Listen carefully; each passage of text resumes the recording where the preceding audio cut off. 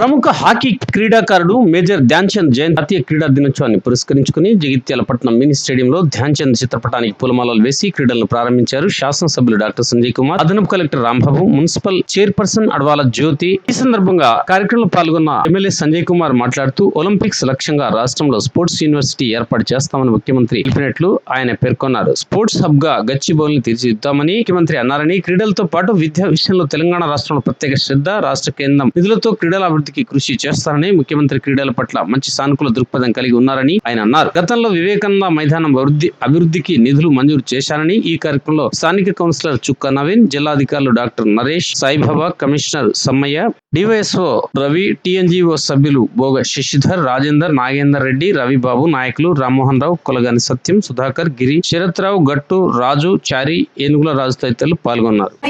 ప్రతి మనిషికి చాలా అవసరం. ఎందుకంటే ఈ రోజుల్లో కరోనా వచ్చినప్పటి నుంచి చాలా వరకు ఈ ఫిజికల్ చేయడం అనేది, ఈ ఆటలు ఆడడం అనేది చాలా వరకు తగ్గిపోయింది. కరోనా వచ్చినప్పటి నుంచి అందరూ ఫోన్లు పట్టుకోవడం, పిల్లలు కూడా ఈ ఫోన్లతోనే కాలక్షేపం చేయడం జరుగుతుంది. వాళ్ళు మెంటలీ చాలా స్ట్రెస్ అవుతున్నారు. అందుకనే పిల్లలకు తెలియజేయడం ఏంది అని అంటే, ఖచ్చితంగా మరి ఎన్ని ఆటలు ఆడితే బాడీ అంత మెయింటైన్ అవుతుంది, మనం ఫిజికల్గా మెంటలీగా స్ట్రెంగ్త్గా ఉంటామని చెప్పేసి ప్రతి పిల్లలకు తెలియజేయడం జరుగుతుంది. ఈ రోజులల్లో ఒకప్పుడు చాలామంది మన దేశానికి ఎంతో అన్ని పథకాలు తీసుకొచ్చిన వాళ్ళు ఉన్నారు.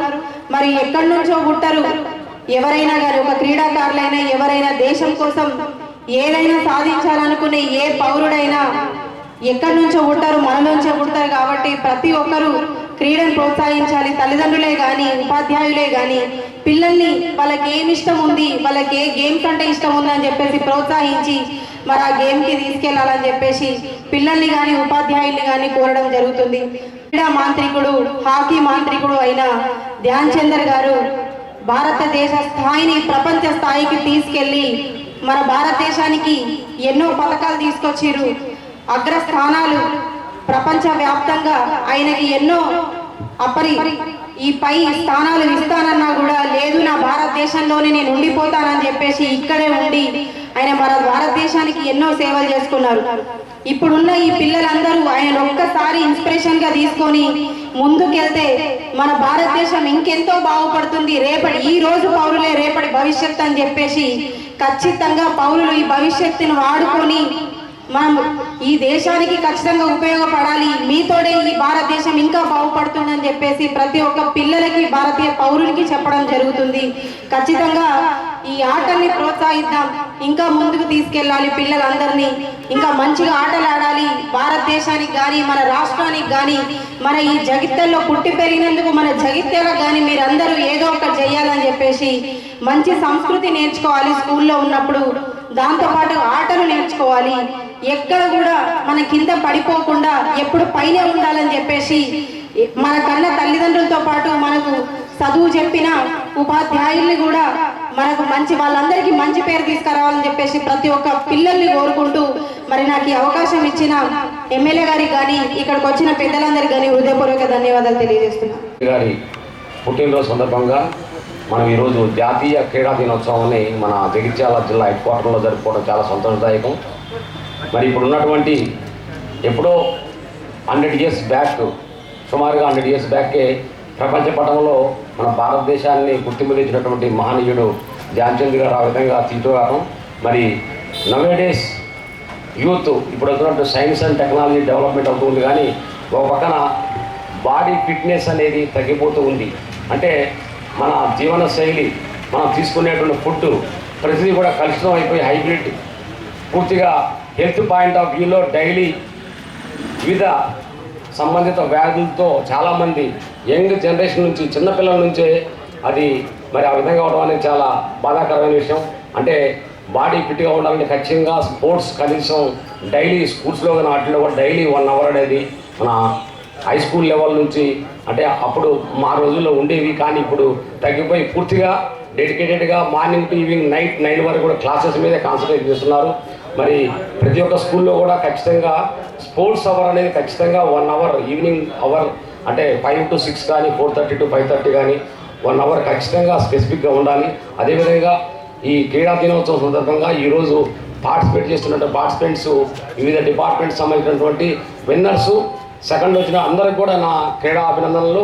మరి ఈ మన జిల్లాలో ఉన్నటువంటి క్రీడాకారులు చాలామంది ఉన్నారు.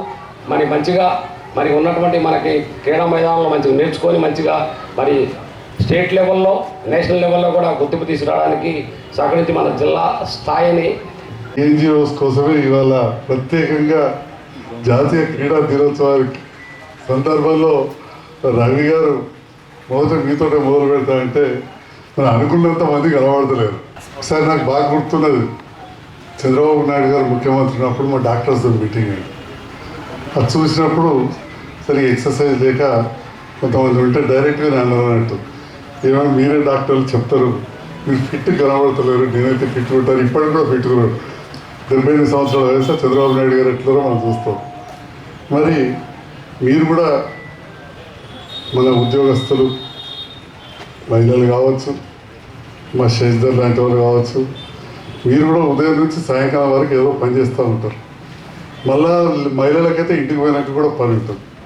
మరి అటువంటి సందర్భంలో మనం ఫిట్గా ఉండాలంటే, ఆరోగ్యంగా ఉండాలంటే ఖచ్చితంగా వ్యాయామం అవసరం.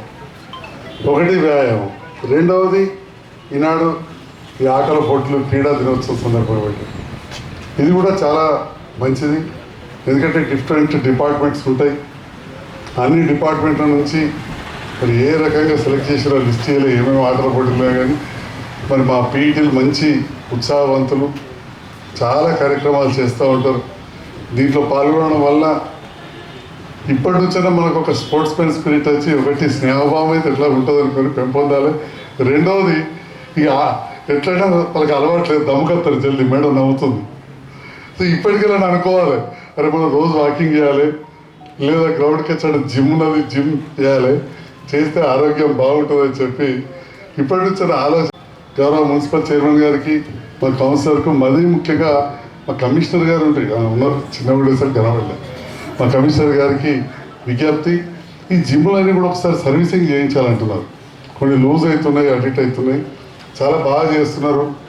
70 సంవత్సరాల వాళ్ళు కూడా చేయంగా వీడియోలు వచ్చినాయి మనకు, యువత చేస్తున్నారు. సో అవన్నీ కూడా సర్వీసింగ్ చేయించాలి మంచిగా, పూర్తిగా దగ్గర ఉంది.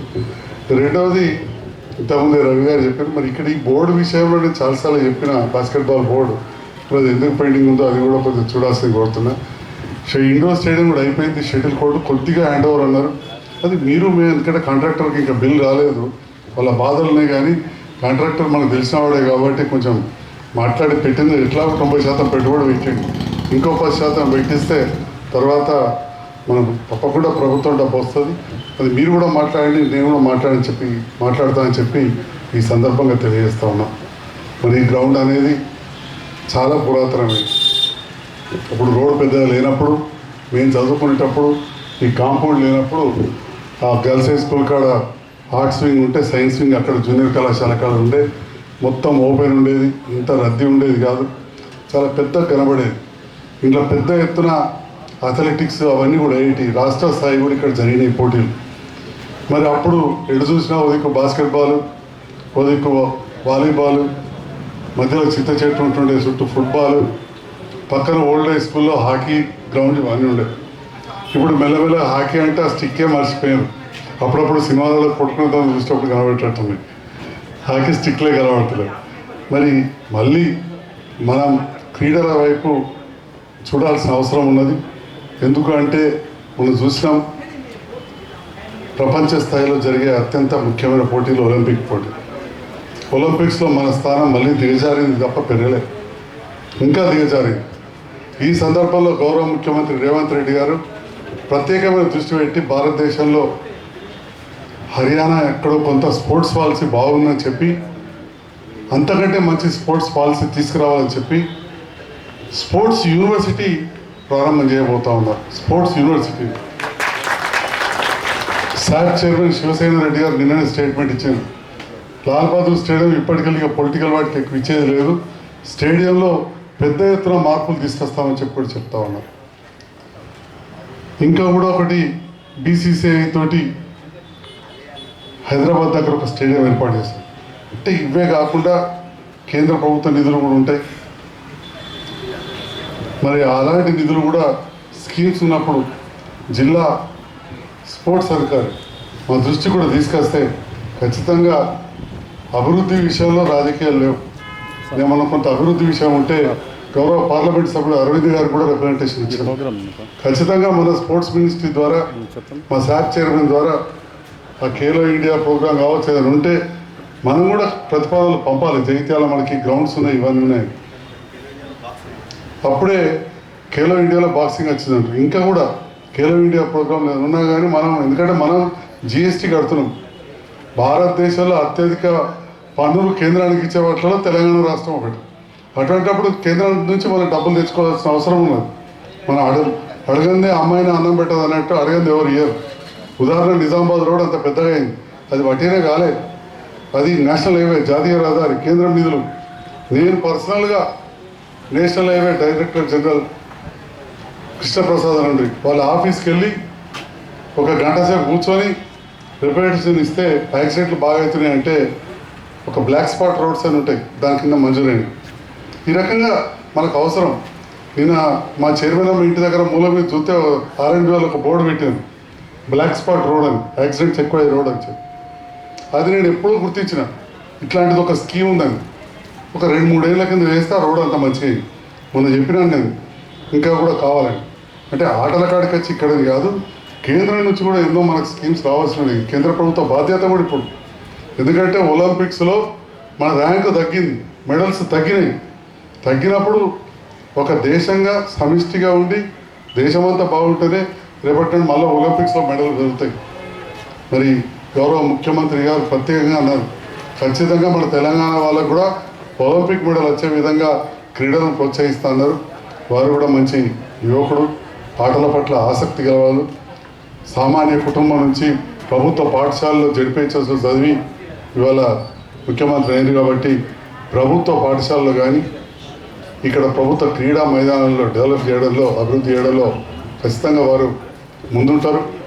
అట్లాంటి స్కీమ్స్ ఏది వచ్చినా నా దృష్టి కూడా తీసుకొస్తే శాసనసభ్యునిగా వారి దగ్గరికి వెళ్ళి కూడా తప్పకుండా మన జగిత్యాల ప్రాంతానికి ఎక్కువ నిధులు వచ్చే విధంగా చూస్తానని చెప్పి తెలియజేస్తూ, ఈరోజు ఆటల పోటీలో పాల్గొనడానికి వచ్చిన మా అధికారులకు